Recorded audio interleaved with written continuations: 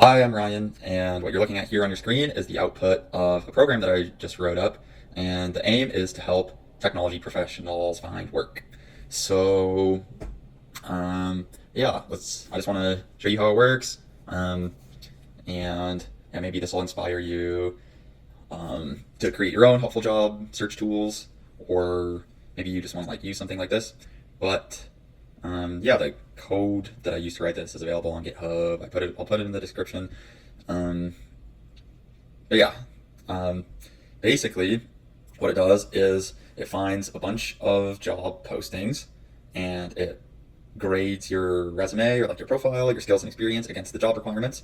Then it gives you a recommendation and a match score. So like a 98 will mean this is 98 out of 100, and this job listing really closely matches your profile. And then you can just go ahead, you can apply to it using the link here. This one's on Indeed.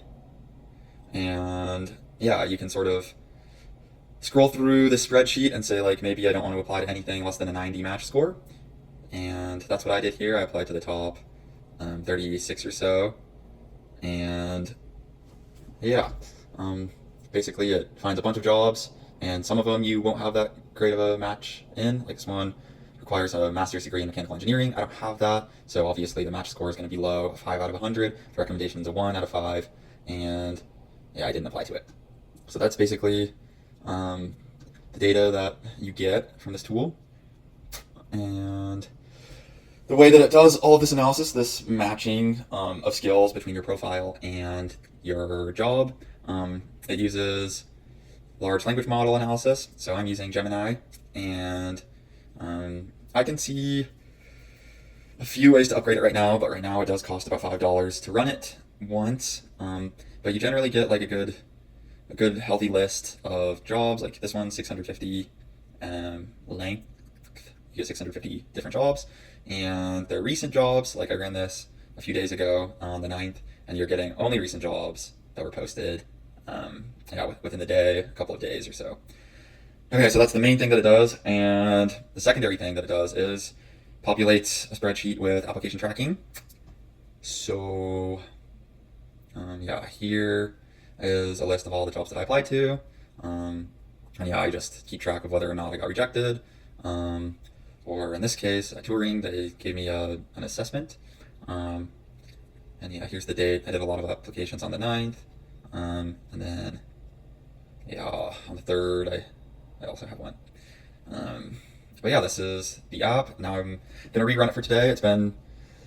Last time I worked on these was the 9th, so it's the 12th now, and I want to work on applications again. So I'm going to run the code here. Yeah, so I just created this Python app, and the way that it'll work is, let me, I'm gonna scroll it up. So, okay, here we go. So the way that I run it is I just run screener.py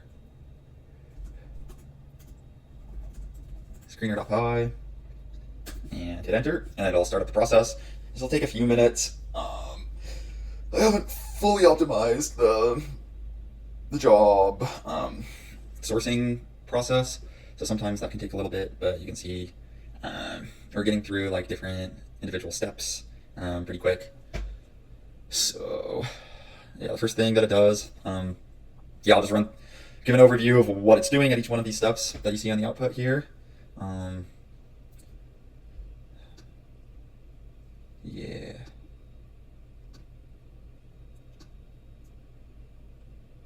Okay, here we go.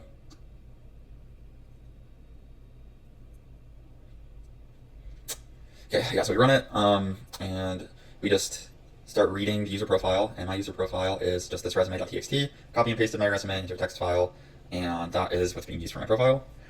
The first thing it does is it scans that profile and comes up with a few, I said 5 to 7 different job titles that fit your skills and experience. So for me, that'll look like software engineering, AI engineer, machine learning engineer, backend engineer, that kind of thing. So an LLM comes up with those names, and I'm using Gemini. So Gemini will tell me a few job titles that fit my profile, and then I save them to a data file, and that is used at the next stage of the process. Um, yeah, so the next stage of the process is sort of setting up the job scraping still, and some of the job listing sites that I'm using in the scraper are specifically Lever and Greenhouse.io. If you've never heard of these before, they're just like job listing websites that companies use to post job opportunities. They're sort of like LinkedIn or Indeed. But when you're scraping those, they don't go by job title. They go by they have like pages for each company. So the companies just like list all of their jobs.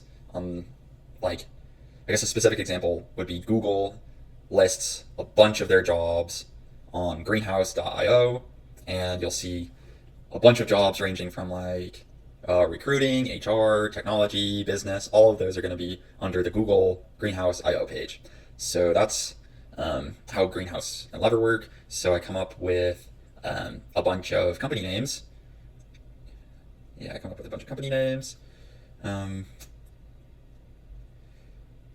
I guess I have a typo here, and I still have them called job titles. Um, I come up with a bunch of company names and just scrape Greenhouse and Lever using those company names. So for technology, um, this typically looks something like Google, Meta, Palantir, Anthropic, and then the list goes on until you reach companies that maybe you've never heard of before. And those are all saved in this data company names data file. And then we use those in the job titles to actually do the job scraping. So that's what's going on in this step. We find candidate job matches using the companies and job titles. So basically what this does is goes to all of these job listing websites like Indeed, LinkedIn, Greenhouse, Lever, and it just pulls massive data sets of potential job matches and filters them using the company names that we're looking for. So like we will get job listings for tech companies like Google, Meta, Anthropic, and not companies that are like maybe construction companies, that sort of thing. So that's one filter. And we also filter job candidates by job title. So any job that isn't one of these job titles will be filtered out. A specific example of that working is like we'll filter out recruitment professional because there's no way that recruitment professional is going to be in this job title list for me. Because my resume, my profile emphasizes technology skills and coding skills. Okay, so that's what it's doing right now. It's still looking on LinkedIn, and here you can see some of the specific queries that it's running. It's pulling recent jobs for machine learning engineer, for AI engineer. There will be 5 to 7 of these specific job titles, and I have it set to cap out at 100 per each title for the LinkedIn step specifically. So yeah, at this point, we're just waiting for the search to finish, and this is actually the longest step in the entire process. LinkedIn has some pretty rigid scraping limits, so finding 500 to 700 jobs on LinkedIn takes a while. But yeah, I'll probably just skip this waiting section when I edit this video up.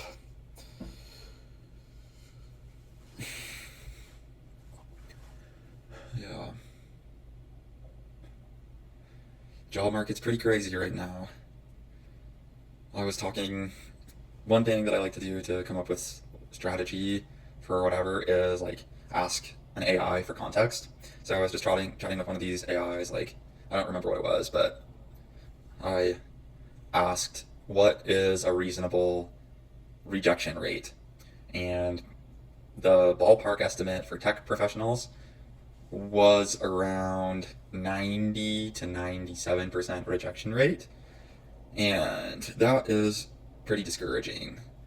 I don't really understand why it's so low, but I told myself that I would apply to 100 positions, and yeah, if I got no hits in 100 applications, then I would just put this application, like the, I would change my strategy basically. Because, yeah, a 0% success rate is not good enough to be worth my time. Um, I know a lot of people that I talk to say that, like, maybe you need even more sample size. Like, a good sample size is not even in the hundreds, but like in the thousands of applications. And that to me is just ridiculous. Like, work needs to be done. The hardest part about work shouldn't be getting the job in the first place, right? Um, but that's that's the message that I've been hearing through the grapevine. We'll see what happens, and hopefully we'll get some reasonable results. Um, yeah. On another note, this system actually hugely increases my ability to crank out apps. Like, the data that I get from this page, like, I can just go straight to the job. I don't have to like look around. The job's already been analyzed for me. And while this like summary that I get about like the missing skills that I have, like, um, yeah, I have this section here that tells me what skills slash experience the job is looking for that I don't have on my resume. Um, while this isn't always 100% correct, I usually know, I have like a good idea of what I need to modify about my resume to make it a super strong fit. So maybe I'll change like some of the skills that I'm sharing in my skills section, or maybe like modify one of my bullet points or a few of my bullet points. Like here, um, says you're missing experience with specific vector databases like this thing or Pinecone, um, and Python programming with scikit-learn or TensorFlow. Um, yeah, like I've used scikit-learn and TensorFlow, but I don't have those specifically mentioned on my resume. So really, I just go in there, I make a brief change to one of my bullet points in the skills section, make sure that I'm including the necessary things. Um, yeah, same thing with the vector database. Like, I haven't used this thing, Vice, but I have used the Google Cloud Platform vector database. It's called Matching Engine, and or at least it was when I used it. And I just modify like my bullet point to specifically include that name in my skills section. I got a vector database. Yeah, so that's basically um, how I use this tool. Um, Now we're still scraping some jobs. We should be almost done with the scrape. We found some more jobs for NLP engineer, 59 for deep learning engineer, software engineer, machine learning. So here's 5, and that should finish soon. And then it'll start on the matching slash analysis. And that's where all these match scores and recommendations come in.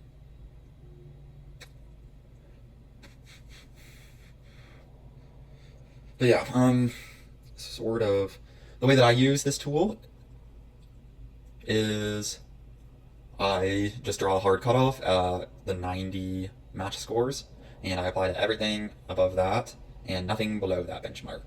So yeah, this scalar AI engineer job, it's ranked as 88, and I get a low enough score from these above 90 graded matches that I get a low enough response rate, in the single digit percent from these above 90 match scores that I just say I'll be efficient and apply to these strong matches. Certainly I can, yeah, like it's possible to apply to these, and like 88 is not that different than a 90 match score, and really, like, I probably can shoot to sell myself for this position. But yeah, it's up to you what you want to bite off. Really, what I look out for is like some of these requirements. Like, this 67 match score requires 6+ years of related experience. I don't have that, so I would not get an interview for this position. So I really focus on that. Some of these requirements sometimes, especially in like the lower matches, but generally speaking, it's probably okay to shoot for like 80+. Like you'll probably have like a reasonable shot to sell yourself at anything graded 80 plus. Um, yeah, like programming in R, powerful stories in PowerPoint, MS Office, biotech. Um, like I could sell myself for all of these. Storyteller, yeah. Experience at elite vertical AI or high growth startups. Um, Healthcare data, clinical workflows, regulatory environments. Yeah, like there are a lot of these things on here that like match my background. Um, Scikit-learn. Yeah. Um, okay, yeah. So the scraping is done, and now it's analyzing all these jobs. It's all these are Gemini responses. If we scroll all the way up to the top of this output, we'll see how many jobs total it found. This step takes a few minutes. It's not super bad though. All right, yeah. So we scraped 1,300 jobs.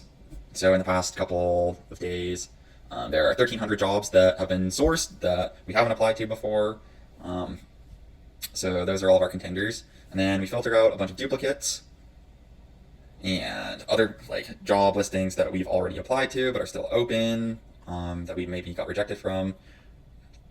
Those are all filtered out, and the 662 new job contenders are stored. And then we just run AI analysis on those, matching the resume profile that I copy pasted here. And then boom, I just had an output here in the console, the exact titles that I'm looking for. So yeah, it's analyzing like senior machine learning engineer, content intelligence, job description, personalization. I didn't have it say what company these are for. Um, AI engineer, forward deployed engineer, machine learning engineer, customer support engineering. So all of these unique job listings we're getting. Then it does AI analysis on them. Some of them seem to stink, like 40. You need 5+ years of hands-on DevOps. I don't have that, so we won't be applying to that one. But like just this shows the value add of this tool. Like when I see the title, machine learning engineer, like I'm gonna click on that. I'm gonna need to spend my own time reading through the description to see if I fit. And here the AI just it saves me time for hundreds of these job listings. Like the moment I scroll down to this 5+ years of experience architecting, designing, and implementing embedded software solutions, I would click out of the application and move to the next one. And doing that a bunch of times, just reading through all these things, it adds up. So this tool takes care of that for me.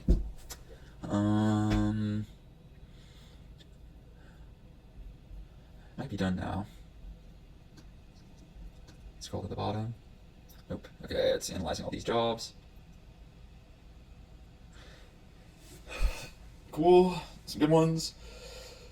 But yes,